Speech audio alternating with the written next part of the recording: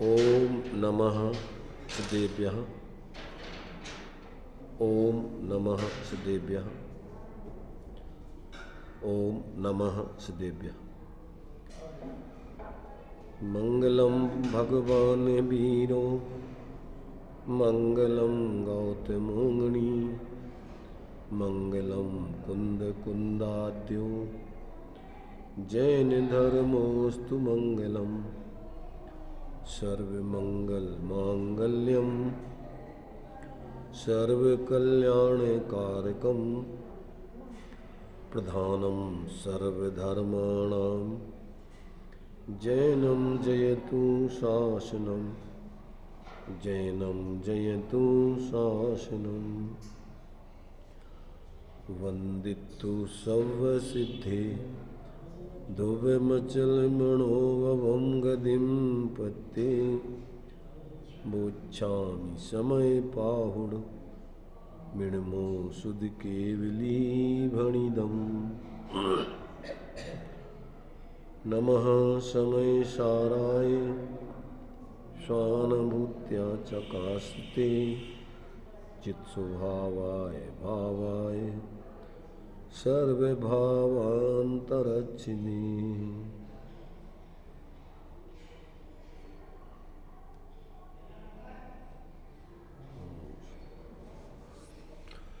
पुण्य पाप अधिकार की 150 गाथा अपनी चल रही थी।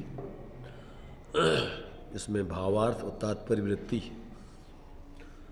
चर्चा करने के लिए बाकी रह गई थी।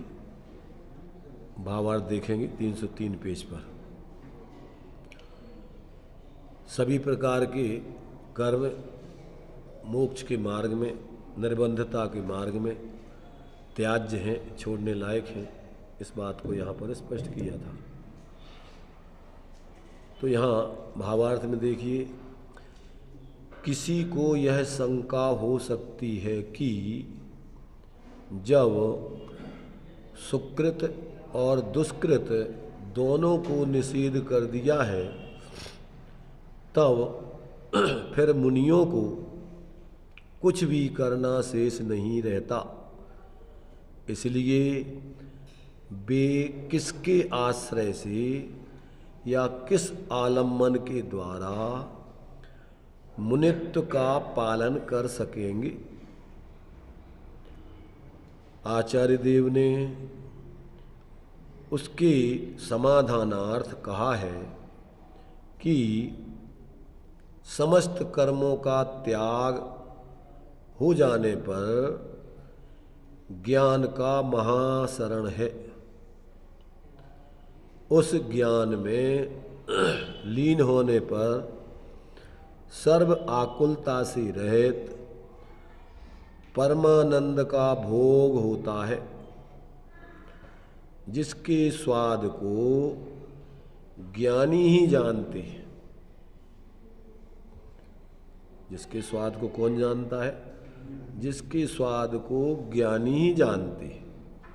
अज्ञानी कसाई जीव कर्मों को ही सर्वस्व जानकर उन्हीं में लीन हो रहे हैं। वे ज्ञान आनंद के स्वाद को नहीं जानते। क्या कहा?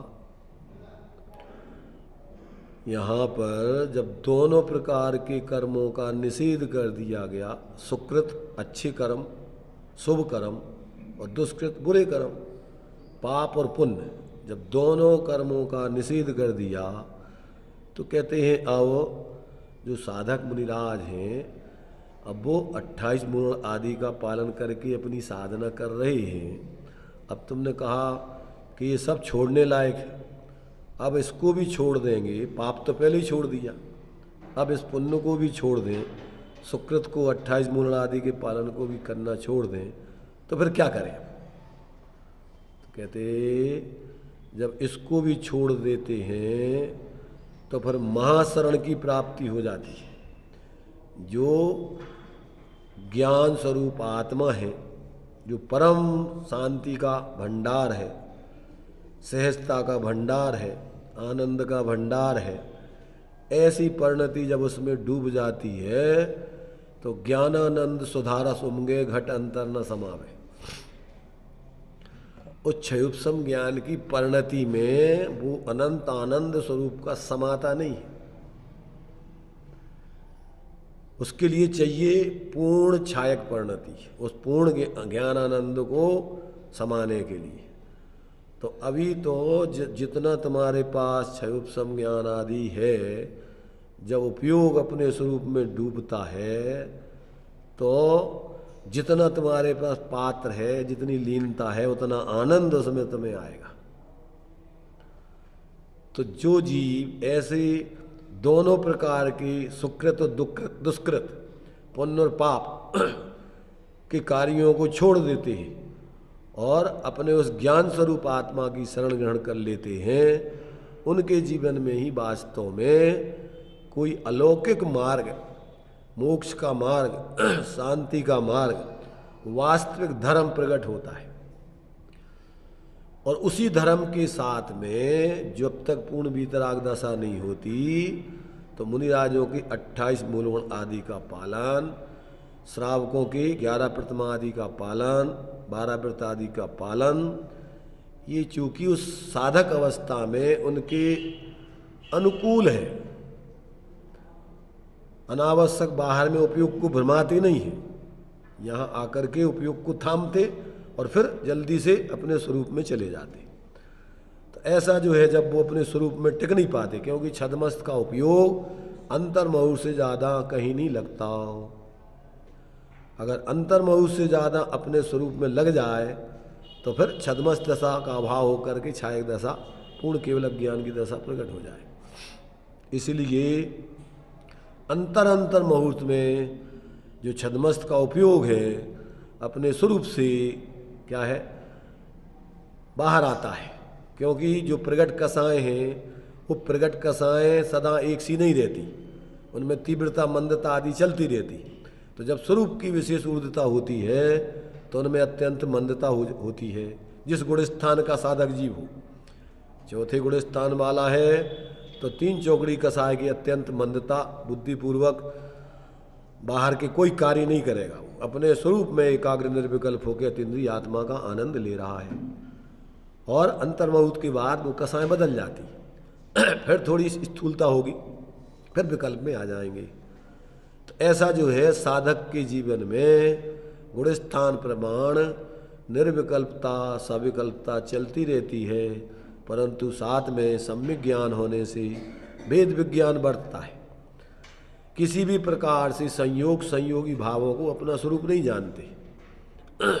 जो भी विकल्प होते हैं, जो भी कार्य होते हैं, उसको आश्रव के रूप में जानते हैं, दुख रूप जानते हैं, और अंतर में अपने स्वरूप को ही अपना स्वरूप जान करके, ज्ञाता स्वरूप को ही जानकर उसकी जितनी स्थिरता है उतना तो अतीन्द्रिय आनंद परिणति में चल रहा है, निराकुलता बढ़ रही है, और लब्धि उपयोगात्मक ज्ञान में स्वपर का भेद विज्ञान बढ़ रहा है, स्वभाव विभाव का भेद विज्ञान बढ़ रहा है।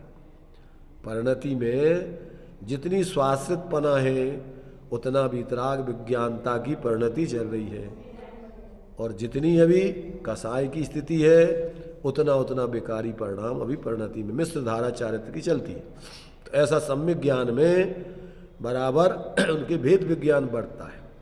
वो किसी को किसी में मिलाते नहीं है, एक दूसरे को एक दूसरे में मिलाते नहीं है, आश्रव को आश्रव के खाते में, पर को पर के खाते में, अपने स्वा को स्वा के खाते में, और स्वाश्रय के परिणामों को अपने स्वाश्रय की दशा में, संबंध निजरा की दशा में, क्रमशः उसी स्वरूप की लीनता पर मोक्ष की दशा होगी।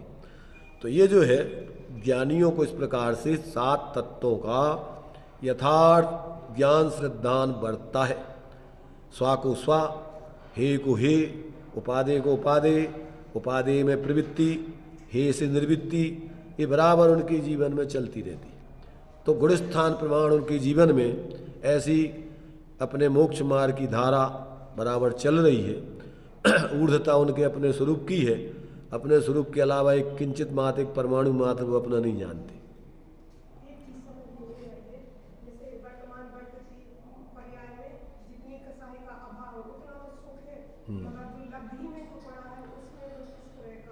लब्धि नहीं, शक्ति रूप में, व्यक्ति नहीं है वो, लब्धि नहीं है। लब्धि उपयोग तो ज्ञान में होता है, चारित्र में तो अभी शक्ति रूप विद्यमान है। व्यक्ति तो अभी जितनी स्वरूप स्थिरता है उतना है, अभी वो लब्धि नहीं कहलाती है।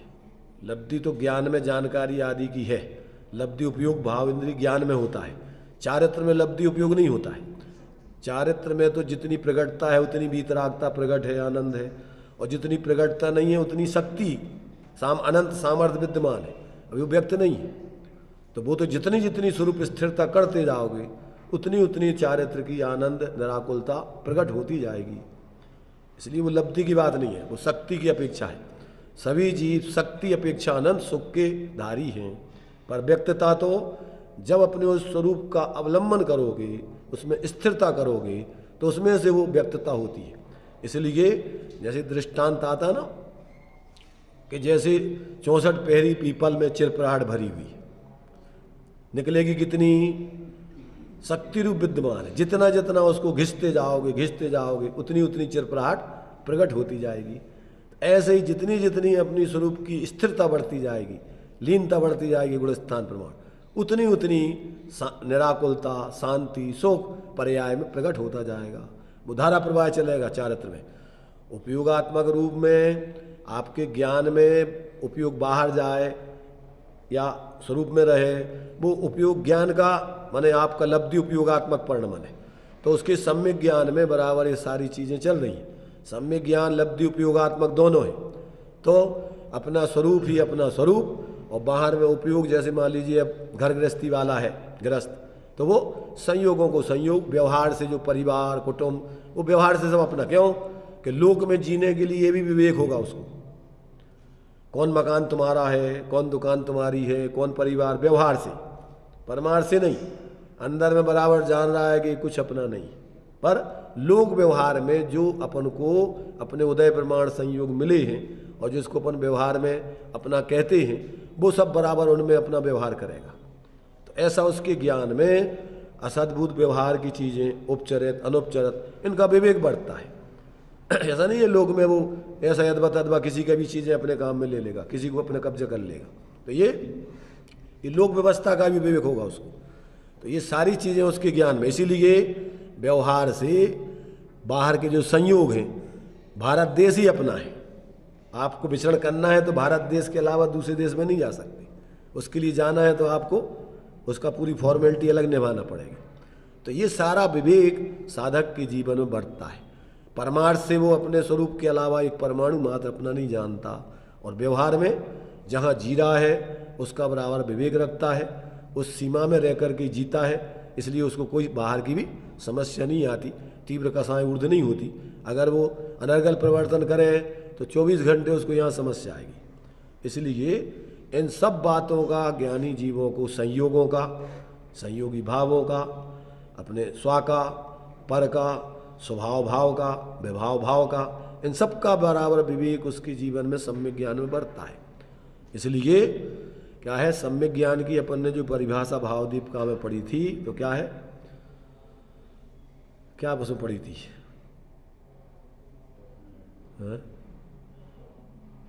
स्वभाव विभाव पर भाव का ज्ञाता सम्यक ज्ञान, ऐसे सम्यक ज्ञान को नमु चित्त धर ध्यान।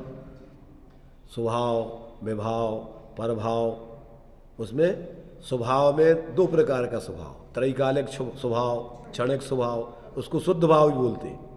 क्षणिक स्वभाव को शुद्ध भाव भी लेते हैं। तो स्वभाव अपनी तरफ से जब कहें तो स्वभाव विभाव शुद्ध भाव, आत्मा का स्वभाव द्रव्य स्वभाव गुण स्वभाव, और अपने उस द्रव्य स्वभाव के अवलंबन से होने वाली पर्याय में शुद्धता, में शुद्ध भाव, एक देश पूर्ण रूपेण, और विभाव कैसे अपने कर्माश्रित विकारी परिणाम आदि चल रहे, ये सब बराबर सम्यक ज्ञान में विवेक बढ़ता है। इसलिए वो किसी को किसी में नहीं मिलाता, और चूंकि पर में वो अहंकार ममकार करता नहीं है, इसलिए उसके मिथ्यात्व अज्ञान आदि के भाव होते नहीं। व्यवहार का विवेक रख करके उसमें एकत्व बुद्धि नहीं करता, व्यवहार को व्यवहार ही जानता है। एकत्व ममत्व तो अपने स्वरूप में ही करता है, चिन्ह मूर्त दृगधारी। तो अपने चैतन्य स्वरूप आत्मा के अलावा वो और अपना स्वरूप किसी में नहीं जानता। ऐसा जो है सम्यक ज्ञान में बराबर बरतता है। इसलिए जो मुनिराज शुभाशुभ सुकृत दुष्कृत को छोड़ देते हैं, वे अपने उस चैतन्य स्वरूप आत्मा का अवलंबन, ज्ञान स्वरूप आत्मा का अवलंबन, परम शरण, ये तो उनके लिए वास्तव में भ्रम है। कोई बाहर का शुभाशुभ भावों की कोई शरण नहीं, और शुभाशुभ भावों के अवलंबनभूत परद्रव्य भी तुम्हारे लिए शरणभूत है ही नहीं। तो ऐसा बराबर ज्ञानियों के जीवन में कि ये वास्तव में अपन को पर तो कोई शरणभूत है ही नहीं। व्यवहार से जो अपन पंच परमेष्टि को बोलते हैं शरण, तो वो तो चूँकि परमार्थ को बताने के कारण है, वस्तु तत्व को समझाने के कारण है, इसलिए वास्तव में उपचार से व्यवहार से वो शरण है। परमार्थ से तो एकमात्र अपना निःशुद्धात्मा ही शरण है, आश्रय करने लायक है। इसके अलावा कुछ भी आश्रय करने लायक नहीं है। और वो शुद्धात्मा अपने गुण पर्यायों में व्याप रहा है, कहीं बाहर नहीं खोजना उसको। वो अपना शुद्धात्मा सभी गुण पर्यायों में व्याप रहा है, विद्यमान ही है, क्योंकि वस्तु सामान्य विशेषात्मक है। ऐसे ही जो है विशेषों में सामान्य व्याप्ता है। तो अपन को वहीं सिर्फ अकेला दृष्टि बदलना है, अपन को कुछ दुनिया नहीं बदलना है। अपनी दृष्टि बदलेंगे तो जीवन में आपके परिवर्तन आ जाएगा। आपका जीवन सहज ही आपके अनुभव में अलौकिक जीवन प्रारंभ हो जाएगा।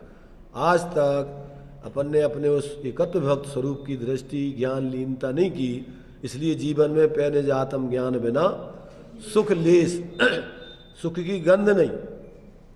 उस स्वरूप के विचार भी करते रहो, बोलते भी रहो, सुनते भी रहो, सुनाते भी रहो, तो शांति नहीं मिलेगी। पक्षातिक्रांत हुए बिना उससे जुड़ करके अभेद परिणति को जोड़ के निर्विकल्प आत्मानुभूति नहीं होगी, तब तक मोक्ष मार्ग प्रकट नहीं होगा, शांति की गंध नहीं आएगी। इसलिए विचार मात्र नहीं, पहले तो वस्तु स्वरूप का निर्णय करने के लिए विचार होते हैं, पर विचार ही मात्र नहीं। पर के तो विचार अपन पर के खाते में डाल दो, पर स्वा के विचार भी स्वा को प्राप्त नहीं कराएंगे, स्वा की प्राप्ति में बाधक बनेंगे। समझने में साधक हैं और अनुभव में बाधक हैं। तो जो जो जहाँ साधक हैं ते ही तहाँ बाधक हैं। बाकी राग देश की कथा की कौन बात है। तो बाकी तो अपन को और विचार तो स्वरूप अनुभव कराएंगे ही नहीं, पर स्वरूप का भी विचार करते रहो अकेले मन का अवलंबन लेके, तो भी स्वरूप प्राप्त नहीं होगा। उसके लिए अलग टेक्निक है स्वरूप में ढलने की, अंतर्मुक्ता से स्वरूप का विचार। अकेले क्षयोपशम ज्ञान बढ़ाने के लिए, धारणा के लिए स्वाध्याय करोगे तो आपके लिए आत्मकल्याण नहीं होगा। उसकी टेक्निक अलग होती है। स्वरूप अनुभव करने के लिए आपको क्षयोपशम ज्ञान, धारणा ज्ञान बढ़ाने के लिए नहीं, याद करने के लिए नहीं पढ़ रहे आप तो अपने स्वरूप में जुड़ने के लिए स्वरूप का विचार कर रहे। तो अंतर्मुक्ता पूर्वक उसका क्या, कोई बाहर नहीं है, वो मैं स्वयं ही हूँ। तो ऐसा अंतर में इस प्रकार अपने तरफ ढलते ढलते, तो बिच्चू टूडमल जी साहब ने लिखा रहस्यपूर्ण चिट्ठी में कि ऐसा स्वरूप का एकत्व, शुद्ध हूँ, बुद्ध हूँ, एक हूँ, ऐसा विचार करते करते चूँकि अंतर्मुक्ता से ढलते हुए कर रहा है, इसलिए विचार तो छूट जाएंगे और स्वरूप रह जाएगा, वहाँ निर्विकल्प अनुभूति प्रकट हो जाएगी। तो ये टेक्निक है इसकी। एक होती है याद करने की टेक्निक, धारणा जमाने की टेक्निक, एक होती है आत्मकल्याण की टेक्निक। तो ये आत्मकल्याण की टेक्निक अलग है। इसमें आपको धारणा में याद करने के लिए नहीं पड़ता, वो तो अपने स्वरूप से जुड़ने के लिए ढलते हुए स्वान्मुक्ता पूर्वक वो उसका विचार करता है, और उसी में फिर धीरे धीरे विचार तो क्षीण होता जाता है और अंदर में अपना आत्मा का पहले क्या रोमांच होने लगता है। जो लोग ज़्यादा भावुकता से कोई भी कार्य करते हैं तो उनको जो देखते हैं बिल्कुल वैसा अनुभव होने लगता है उनको। क्या जैसे मान लीजिए देखो, जो कमजोर हृदय होते हैं वो भावुक ज़्यादा होते हैं, किसी का ऑपरेशन होते हुए नहीं देख सकते, किसी की तकलीफ नहीं देख सकते, वे स्वयं बेहोश हो जाते हैं। और कभी कभी तो सामने वाला व्यक्ति को कोई अंतर नहीं पड़े और ये व्यक्ति दुखी हो जाए। क्यों? कि वो बिल्कुल तन्मयता से उसकी तकलीफ महसूस स्वयं करने लगा। तो जो सहानुभूति पूर्वक जीने वाले जीव हैं उनको ही स्वानुभूति होती है। जो मात्र क्षयोपशम ज्ञान में धारणा से जानकारी करने वाले होते हैं उनको स्वानुभूति नहीं होती। जो सहानुभूति वाले दूसरों के दुख में सुख में, माने जैसे उनको पीड़ा हो रही वैसे इनको भी जुड़ करके, और तभी आप संयोग कर सकते। ऐसे ही ज्ञानियों का उपदेश जब तुम उनके हृदय में जुड़ करके सुनोगे तो क्या होगा, जहाँ से वो बोल रहे हैं अपने से अनुभव करते हुए, तुम भी उनके जैसे अनुभव की तरफ ढलोगे तो तुम्हारे लिए भी उस प्रकार की अनुभूति हो जाएगी। सम्मोषण में क्या होता है, वहीं बैठे बैठे सुनते सुनते में अंतर्मुक्ता से मिथ्या अलग नहीं जाना पड़ता कहीं सम्यक प्राप्त करने को, पंचम गुण स्थान पाने को, मुनि बनने को, केवली बनने को कहाँ जाना पड़ता है। सम्मोषण में कितने केवली होते हैं, कितने मुनिराज होते हैं, कितने चार ज्ञान के धारी होते हैं, कितने पंचम गुण स्थान वाले, तो वे कहाँ से आप बनते हैं। वो तो अंतर में ही सुन करके शब्दों से जो अर्थ जिसके लिए वो सुना रहे उस तरफ तुम्हारा उपयोग ढालोगे तो तुम्हारे लिए वो प्रयोजन की सिद्धि होगी। इसलिए ये कोई टेक्निक अलग है, काहे कि आत्मार्थ वाली टेक्निक अलग है और सांसारिक जीवन में जीने की टेक्निक अलग है। तो जब तक आप कोई आत्मार्थ पने की टेक्निक जीवन में नहीं आएगी, इसमें आपका अंदर में रुचि नहीं बनेगी और आप वो तड़फ महसूस नहीं करोगे कि वास्तव में इसके बिना हमारा पार नहीं पड़ेगा, हमारा कोई साथी संगाती दुनिया में है नहीं, कौन हमारे लिए सुख देगा, कौन शांति देगा, कहाँ हम भटकेंगे। तो वो बिल्कुल असहाय बाहर से अशरण मान करके एकमात्र हमारे लिए अपना स्वरूप के अलावा कोई शरण नहीं है, ऐसा जब तक उसको निर्णय नहीं होगा तब तक उसकी परिणति बाहर से सब विध संसार असारा, या हमें सुख ना ही लगा रहा, बाहर कहीं सुख की गंध नहीं है अपने लिए, आज तक मिली नहीं, मिलने की व्यवस्था नहीं, मिल रही नहीं। ये तो अपने अनुभव से अपन समझ सकते कि नहीं समझ सकते। इतने जीवन में अपन ने सुख के लिए क्या क्या पापड़ नहीं बेले, कितना काम नहीं किया, कितना सुख मिल गया। आज तक अपन को कितनी शांति मिली, जो शांति के लिए अपन हर व्यक्ति सुखी होने के लिए प्रयत्न कर रहा है। अगर वो जहर खाता है तो काय के लिए, दुखी होने के लिए। दीक्षा लेता है तो काय के लिए, शादी करता है तो काय के लिए, है? शादी करता है दुखी होने के लिए, है? बताओ तो कितने सुखी हो गए शादी करने वाले? 1%। अरे नहीं, दुख बड़ा है कि तुम कह रहे परसेंट किधर उधर, तुम अकेले थे जाओ जब तुम्हारी समस्याएं कम थी कि अब और समस्याएं बड़ी हैं, तो तुम कह रहे कि 1% भी नहीं, ये कहो कि ऋणात्मक रूप में तकलीफ बढ़ाई है हमने, सुख तो मिलने का सवाल ही नहीं हुआ। जितना जितना बाहर की तरफ परिवर्तन करोगे सुख प्राप्ति हेतु प्रयत्न करते और सुख जाता दूर है। क्यों? क्योंकि दिशा गलत है, जहाँ सुख है नहीं वहाँ तुम प्रयत्न कर रहे। जैसे ये सोच लो आप कि आपके लिए जाना तो है विदिशा और आपने इंदौर की तरफ का रास्ता विदिशा जाने के लिए रख लिया है। अब जितनी बढ़ोगी, जितनी तीव्रता से जाओगे, तो ये बताओ कि विदिशा के नज़दीक होते जाओगे कि दूर होते जाओगे? तो जितना जितना बाहर में व्यक्ति प्रयत्न करेगा सुखी होने को, उतना दुख बढ़ेगा कि सुख के नज़दीक आओगे। तो अपन ये कह रहे हो 1%, अरे 1% नहीं 100% दुख और बढ़ाते रहे अपन, और बढ़ाते रहे। सामान्य से कम था तो और बढ़ा लिया। अंदर पे देखो, अपन कल्पनाएं करते हैं कि अब हो जाएगा, अब शादी हो गई, अब बच्चा हो जाएगा तो सुखी हो जाएंगे, अब बच्चा हो गया तो बच्चा बड़ा हो जाएगा तो सुखी हो जाएंगे, बच्चा बड़ा हो गया अच्छा पढ़ लिख जाएगा तो सुखी हो जाएंगे, अच्छा पढ़ लिख गया तो इसको अच्छी नौकरी लग जाएगी तो सुखी हो जाएगी, अच्छी नौकरी लग गई तो इसकी अच्छी शादी हो जाएगी। मर जाओगे आखिरी दम तक और तुम्हारा कभी कोई तुम्हारा सुख का अंत आने वाला नहीं है, कहते अब सुख मिल जाए तुम्हें। इसलिए थोड़ा अपन बुद्धि को जागृत करके अपने अनुभव से विचार करो, जो अभी तक अपन अनुभव कर रहे और जो अपन देख रहे, जितना जितना अपन बाहर में फैलते जा रहे उतनी उतनी समस्याओं को अपन बढ़ाते जा रहे हैं कि समस्याएं घटा रहे। तो सोचो थोड़ा। तो जब तक व्यक्ति इस प्रकार से निर्णय नहीं करता है तब तक उसके जीवन में शांति की गंध नहीं आती। एक पहले तो आगम से, युक्ति तर्क से, ज्ञानियों के उपदेश से ये निर्णय करो कि एकमात्र अपने स्वरूप को छोड़ के बाहर कहीं तुम्हें सुख शांति की गंध नहीं मिलने वाली। ये निर्णय पहले होने चाहिए। 7 तत्वों के निर्णय में स्व क्या है, पर क्या है, विभाव क्या है, स्वभाव क्या है, टोडामल जी ने दिया। त्रियंश ज़्यादा नहीं, 7 तत्वों के नाम नहीं जानते होंगे, परंतु क्या जानते हैं? भावात्मक रूप में ये मैं हूँ, ये पर हैं, ये भाव अच्छे हैं, ये भाव बुरे हैं। कौन से भाव अच्छे हैं, कौन से बुरे हैं? जब बाहर की तरफ झुकते हैं तो आकुलता बढ़ती है, और जब उधर से हट के अपनी तरफ शांत होते हैं तो आकुलता घटती है।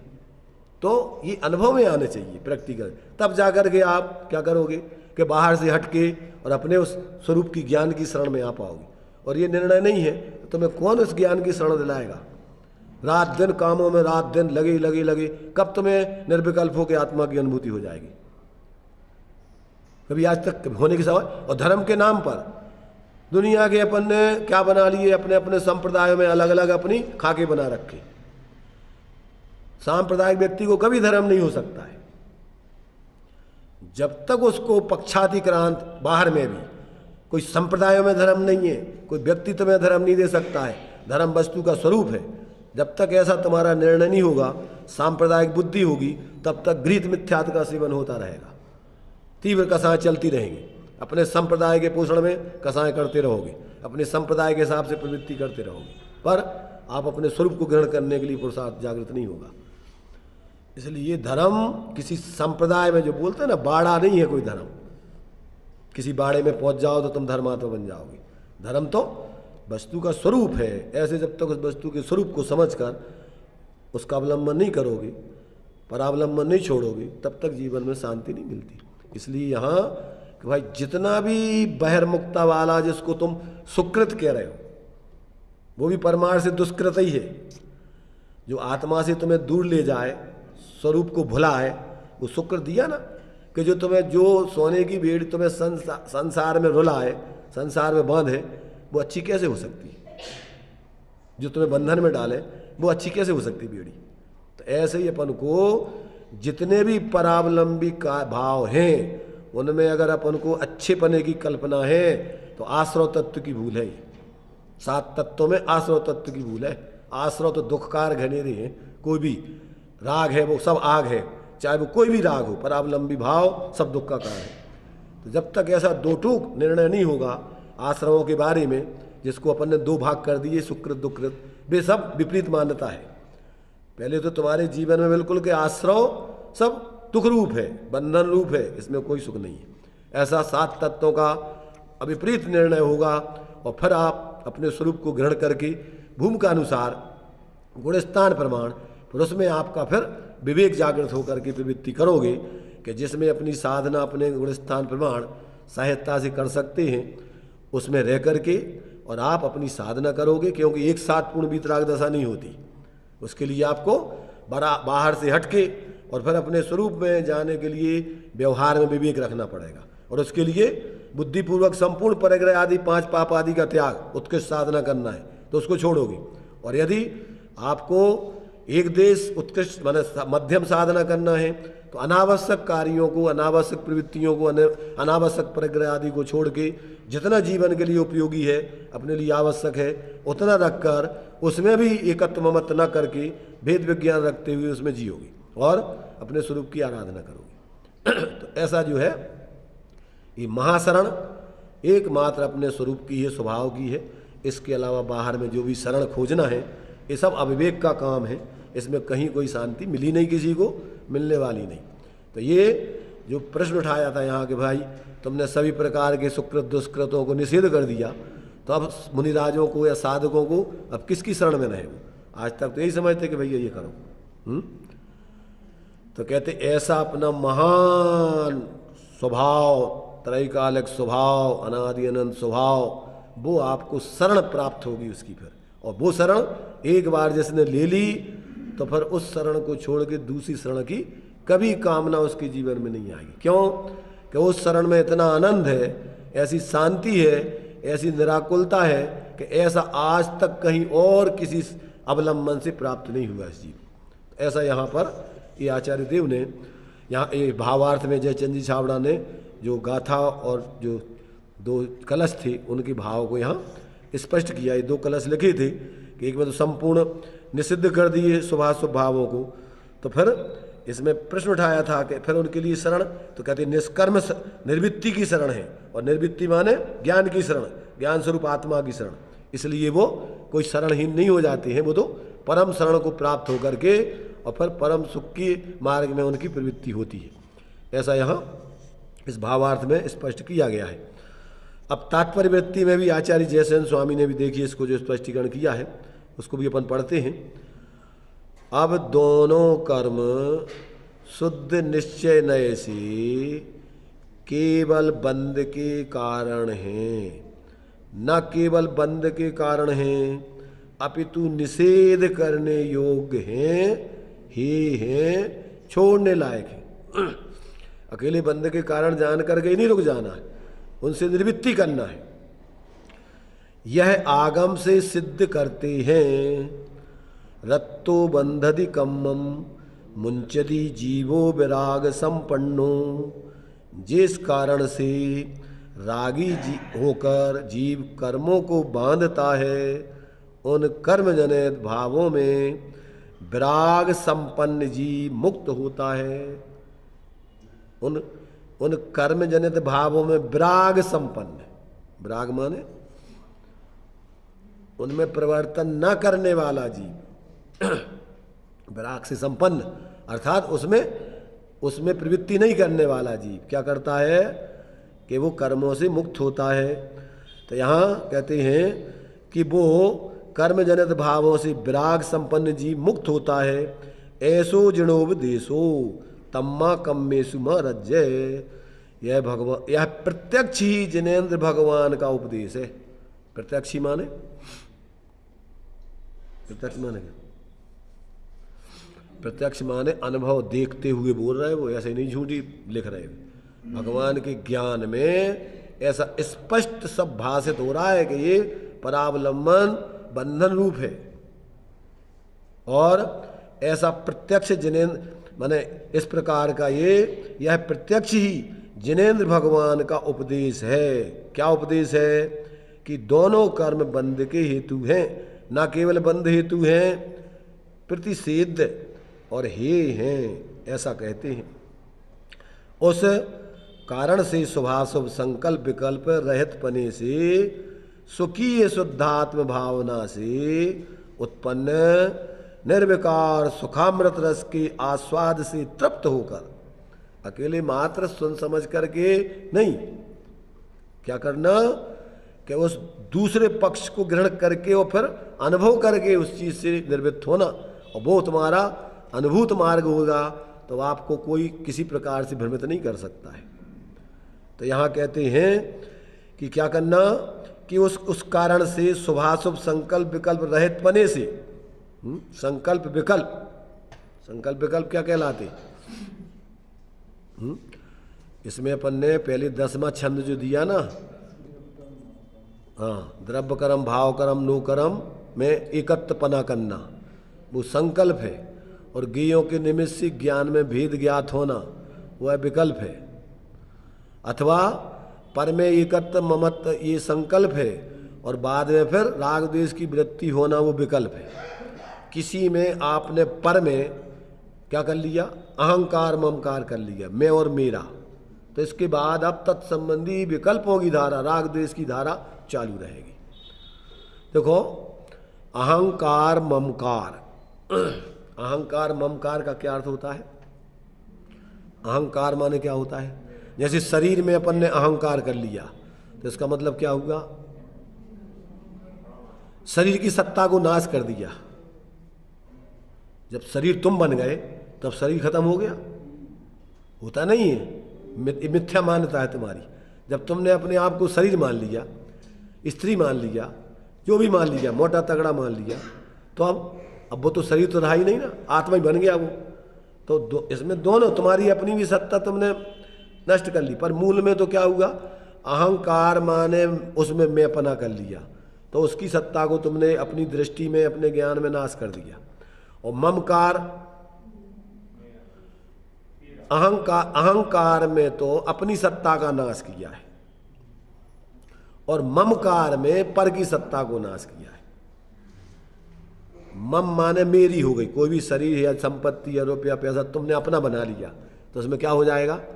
अब उस सत्ता का अभाव हो गया। और अपनी सत्ता को पर रूप मान लिया तुमने, तो क्या हुआ? अपनी सत्ता का नाश कर दिया, पर बन गए तुम, तो क्या होगा? कि तुम्हारी सत्ता नाश हो गई।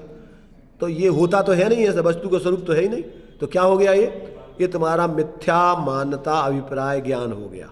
और प्रवृत्ति अब तुम क्या करोगे कि जब तुम शरीर बनेगा तो 24 घंटे शरीर की रक्षा करते रहोगे, और शरीर तो अपने हिसाब से पर्णमन होगा, तो रात दिन परेशान होगे और उसका पर्णमन तो जैसा होना वैसा ही होगा।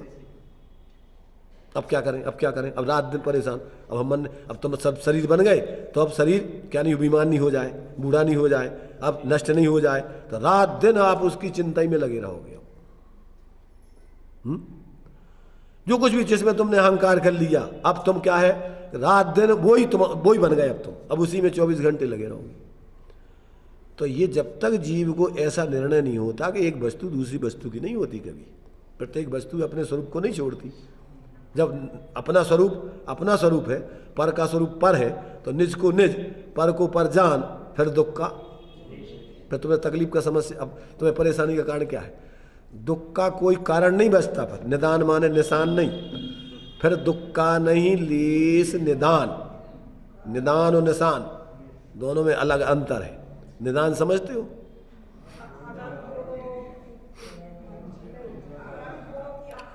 अरे भाई अपन देखते भैया बीमारी का निदान करो, कारण खोजो कि ये बीमारी हुई कैसे है तुम्हें। तो अब तुम्हारे लिए जब तुमने क्या है, निज को निज, पर को पर जान लिया, तो अब दुख का कारण बताओ। दुख का कारण है फिर कोई? दुख का कारण तो है नहीं। जब निज को निज जान लिया तो अब तुम्हें पर में मोह नहीं होगा, राग देश नहीं होंगे। अब मोह राग देश नहीं होंगे तो दुखी तो मोह राग और उस दुख की खान। दुख का कारण तो मोह राग देश थे, अब मोह राग देश नहीं होंगे तो तुम दुखी नहीं होगे। तो ये अपन को सूत्र है, वस्तु व्यवस्था है, ये समझ में आ जाए तो आपको कोई दुखी नहीं कर सकता। जब आपने निज को निज मान लिया, पर को पर मान लिया, तो फिर दुख का नहीं लेस निदान, और पर को निज, निज को पर जान, फिर सुख का नहीं लेस निदान। क्या समझ में नहीं आ रहा? गर्मी लग रही सबको भी। अभी तो गर्मी समझ में आ रही है, अभी तो उपदेश समझ में नहीं आ रहा है। देखो शरीर तो गर्मी जानता नहीं है, शरीर में तो ज्ञान नहीं है, अजीब है। शरीर की तरफ से अपन डबल रोल अदा कर रहे, अपने ही शरीर बन गए, अपने ही शरीर की तरफ से कह रहे कि शरीर को गर्मी लग रही है। शरीर न तो गर्मी जानता है न ठंड जानता है, अजीब है वो तो।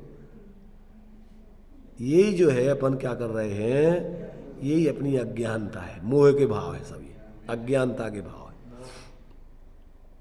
तो ये जो है, ये अपन जब समझ ले वस्तु व्यवस्था, तो अपने लिए अब दुख का तो कोई कारण बचती नहीं है ना।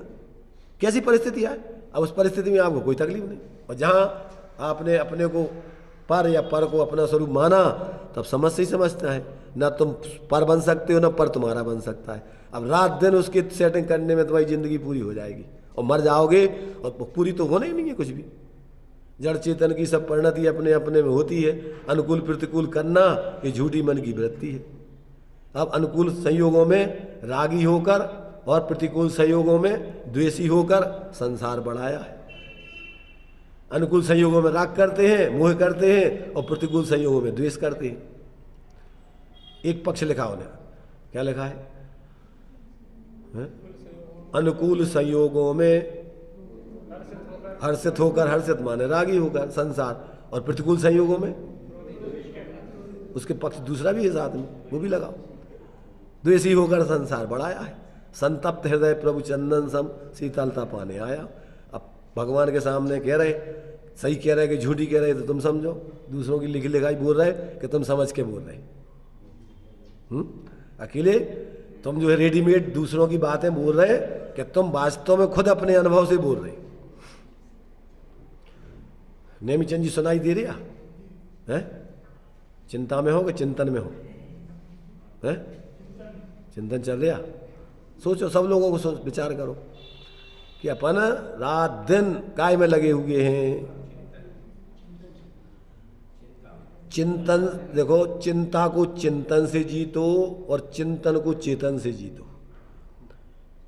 चिंता को चिंतन देखो, जब वस्तु स्वरूप का विचार करोगे तो चिंता तुम्हारी क्षीण होगी, और फिर स्वरूप का अनुभव करोगे तो चिंतन भी रुक जाएगा, खत्म हो जाएगा। तो चिंता को चिंतन से जीतो और चिंतन को चेतन से जीतो, तो आपको फिर देखो कितना आनंद आता है। अब ये नहीं है तो फिर चिंता ही में रात दिन व्यक्ति जीता रहता है, रात दिन चिंता है, हर चीज़ की वो चिंता में पड़ा हुआ है। और चिंता तो क्या है, चिता तो मुर्दे को जलाती है और चिंता इस आत्मा को निरंतर दुखी करती रहती, जलाती रहती, स्वभाव का घात करती रहती। इसलिए अपने लिए अगर तत्व का विचार करने वाले हैं तो उनको चिंता की तो कोई बात है ही नहीं। अब तो वो चिंतन भी कैसे टूटे, पक्षातिक्रांत हो गए, अब तो वो उस प्रयोग में रहते हैं। और वो जैसे ही आप यथार्थता में वास्तव में उसका अंतर्मुखता से अपने उस स्वरूप की तरफ झुकते जाओगे तो एक दिन मिथ्यात गल के और उसका उपसमाधि होकर के अपने स्वरूप से अभेद परिणति होकर निर्विकल्प अतीन्द्रिय आनंद प्रारंभ हो जाएगा। और एक बार अंतर का झरना खुल गया, क्या होगा, सर्वांग निजात प्रदेशों से अमृत के झरने फूट पड़े, तो फिर समझ लेना कि अब तुम्हारे लिए कोई रोकने वाला नहीं है। अब तो तुम अपने झरने का ताज़ा पानी पियोगे, बाहर का बासा भरा भराया पानी नहीं पियोगे। निरंतर ताज़ा तरोताज़ा पानी पियोगे। जब जब भी आपको प्यास लगेगी और आप अंतर में अपने उपयोग को एकाग्र करोगे और बढ़िया पानी पी के बिल्कुल फ्रेश, प्यास रहे शांत। तो ये अपन को अपने जीवन में ये कला है आचार्यों की। तो यहाँ कह रहे आचार्य देव कि दोनों कर्म बंध के हेतु हैं, न केवल बंध के हेतु हैं, प्रतिषेध और हेय हैं, ऐसा कहते हैं। उस कारण से शुभाशुभ संकल्प विकल्प रहित पने से सुखीय शुद्धात्म भावना से उत्पन्न, देखो सुखीय शुद्धात्म भावना से उत्पन्न, देखो इसको भावना भी कहते हैं, शुद्ध उपयोग भी क्या, इसके नाम द्रव्य संग्रह जी में कितने 65 नाम दिए लगभग। ये नहीं समझना तुम कि ये शुद्धात्म भावना, तो ये तो भावना तो झूठी है। भावना भवनाशिनी और भावना भवकारिणी, अंदर से भावना उठती है, उसको कोई रोक नहीं सकता। तो ऐसे सुखी शुद्धात्म भावना से श्रीमद जी ने तो आत्म भावना भावते भावते जीव लहे निर्वाण, मुक्त हो जाता है स्वरूप की भावना भाती। और पर की भावना भाते भाते अनंत काल हो गया, आज तक पर का तो एक परमाणु बना नहीं पाए अपना। और ये तो तुम्हारा स्वरूप है ही, तो और उसमें तन्मय अभेद होकर के अनंत काल तक के लिए सुखी हो जाओगे। तुम्हारा स्वरूप तो कोई तुमसे छीनने वाला है नहीं। ऐसी शुद्धात्म भावना से उत्पन्न निर्विकार सुखामृत रस के आस्वाद से, कैसा रस है ये, निर्विकार निराकार चिदाकार। कैसा है आत्मा, निराकार भी है, चिदाकार भी है, चिन्मूर्त भी है, बिनमूर्त भी है, कोई मूर्ति नहीं भी है और मूर्ति है भी। तो पर की मूर्ति का तो निषेध है बिनमूर्त, और अपने स्वयं का ऐसा नहीं है, कुछ नहीं है, चैतन्य की मूर्ति है। तो ऐसे ही अपने लिए पर की अपेक्षा निराकार और अपने स्वा की अपेक्षा चिदाकार।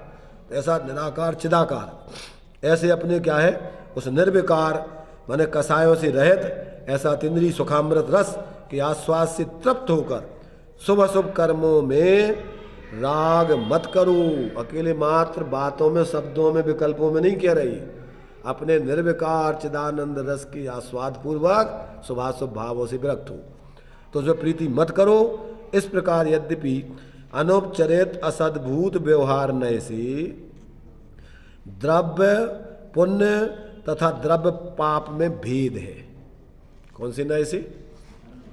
अनौपचरित असद्भूत व्यवहार नय से द्रव्य पुण्य और द्रव्य पाप में भेद है। क्या अर्थ हुआ? अनौपचरित असद्भूत व्यवहार कैसे कहते हैं?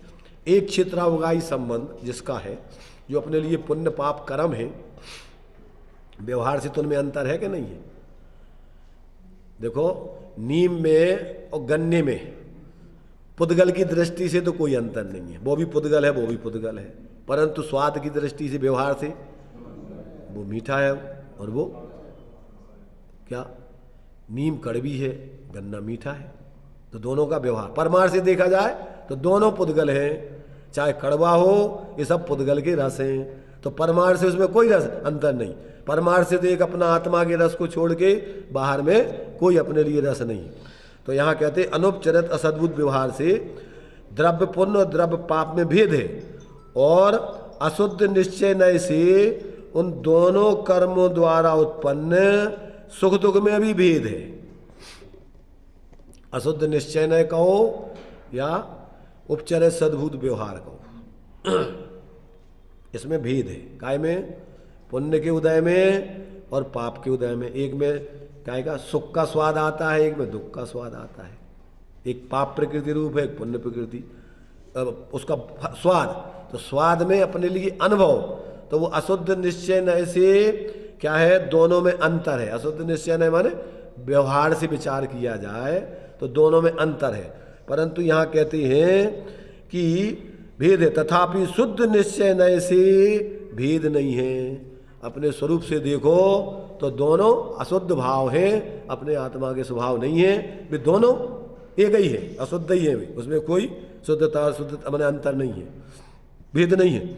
इस प्रकार व्याख्यान की मुख्यता से 6 गाथाएं पूर्ण हुई।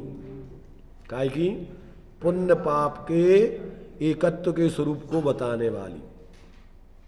दोनों त्याज्य हैं, सुकृत दुष्कृत सब बंदे के खाते में जाते हैं, इसलिए मोक्ष मार्गी जीवों को किसी में भेद ना करके एक बंद के खाते में डालकर बंद रहते अपने स्वरूप को ही अपने हित के रूप में जानना चाहिए। इस प्रकार से ये अपने लिए 6 गाथाओं में इस पुण्य पाप के एकत्व पने की सिद्धि करके दोनों त्याज्य हैं, ऐसा यहाँ पर स्पष्ट किया है। अब आगे यह सिद्ध करेंगे कि वास्तव में मोक्ष ही ज्ञान का ज्ञान ही मोक्ष का कारण है। अब ऐसा आगे स्पष्टीकरण करेंगे अस्थि रूप में कि जीव मुक्ति का कारण, ये बंधन के कारण तो स्वभाव भाव है, और स्वभाव कर्म के उदय में भी भेद करके उसमें उलझना, ये माने जैसे जैसे मोक्ष मार्ग प्रकाशक के 4थे अधिकार में बंध तत्व की भूल में कर्म के उदय जन्य भाव लिए, और 7वें अधिकार में पुण्य पाप के बंधने वाले भावों में भेद करना, वो भूल दी है 7 तत्वों की। तो उसमें बंधने वाले भाव और पुण्य कर्म के उदय से होने वाले भाव, जिसको अपन कर्म फल चेतना और कर्म चेतना, ये दोनों अंतर है। वो कर्म के उदय के जो भाव हैं वो आत्मा का स्वरूप नहीं है, उसको भेद करना अच्छा बुरा ये सब क्या है, बंध तत्व की भूल है, ये सब कर्मों के भेदों में जाता है। और ऐसे ही शुभाशुभ भाव दोनों बंध के कारण हैं, एक को धर्म मानना बुरा मानना, एक को अच्छा मानना, ये दोनों बंध तत्व की भूल। तो इधर बंधने वाले कर्मों की अपेक्षा और वहाँ बंधे हुए कर्मों के उदय की अपेक्षा, उनमें भेद मानना, ये दोनों प्रकार से अंतर इसमें समझना चाहिए। चलिए